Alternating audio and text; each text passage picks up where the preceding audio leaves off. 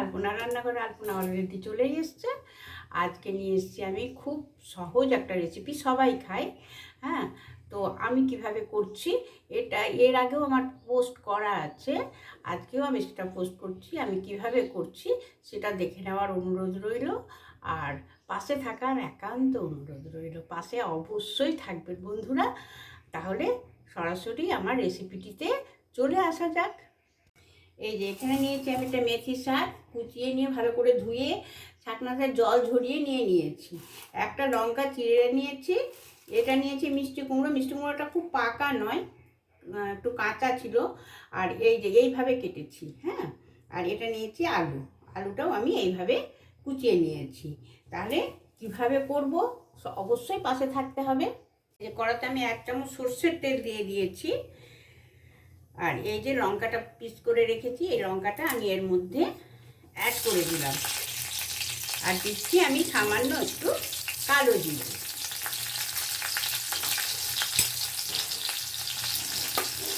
Just একটু নাড়াচাড়া করে নেব। দিয়ে আমি এতে দিয়ে দিচ্ছি পরিমাণ মতো একটু হলুদ। এবারে আমি আলু আর কুমড়োটা এর মধ্যে দিয়ে দেব।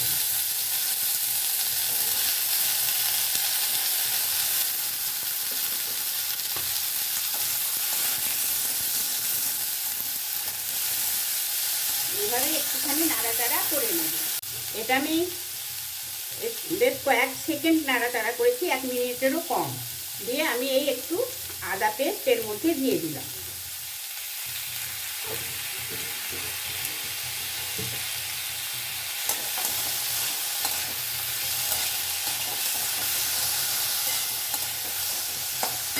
দিয়ে সামান্য কষিয়ে নেব। আচ্ছা, অনেকবার আমি চাপা খুলে খুলে নাড়িয়ে দিয়েছি। এর মধ্যে এই পরিস্থিতিতে এখন এসেছে। এই মুহূর্তে আমি কি করব,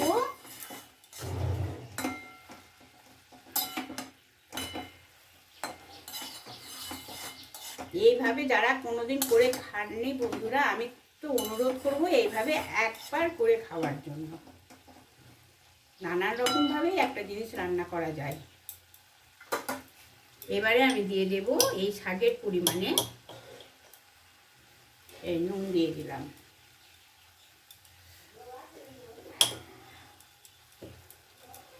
আর দিয়ে দিলাম একটু চিনি।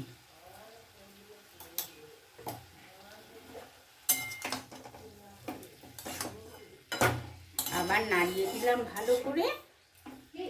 আমি কিন্তু একদমই জল ব্যবহার করব না,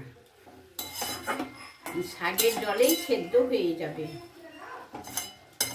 এইবারে আমি আবার চাপা দিয়ে দিলাম। এই যে একদম হয়ে এসছে, কেমন মাখো মাখো হয়ে গেছে। এটা কিন্তু খুব ভালো লাগে।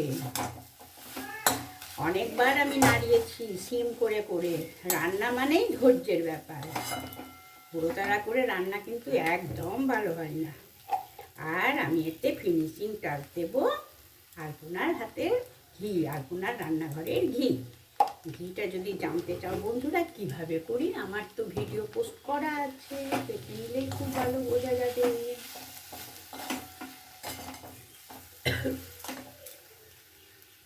আর একটু কাঁচা লঙ্কার সেন্ট ভালো লাগে, একটা কাঁচা লঙ্কা চিবিয়ে এর মধ্যে অ্যাড করে দিলাম। ঘিটা ভালো করে মিক্স করে নিয়েছি।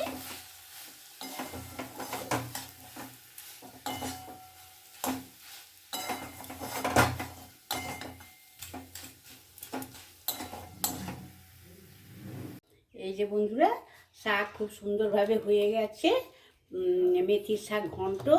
তাহলে আমার রেসিপিটি কেমন লাগলো অবশ্যই কমেন্টের আশায় রইলাম আমি। আমাকে অবশ্যই জানাবে। তাহলে আজকের মতো বাই, টাটা।